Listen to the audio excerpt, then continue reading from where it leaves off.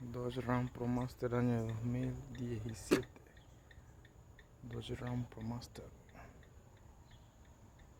Ubicación del interruptor de combustible. Al lado del pasajero. Ubicado el interruptor de combustible. De choque. Listo. Esta es la ubicación.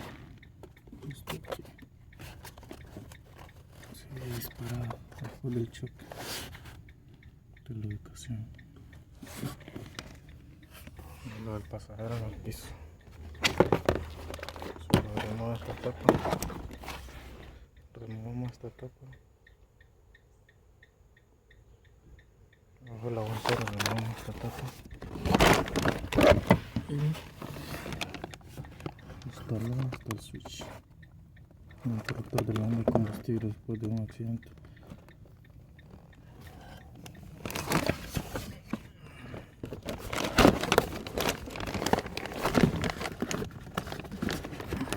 Dodge Ram ProMaster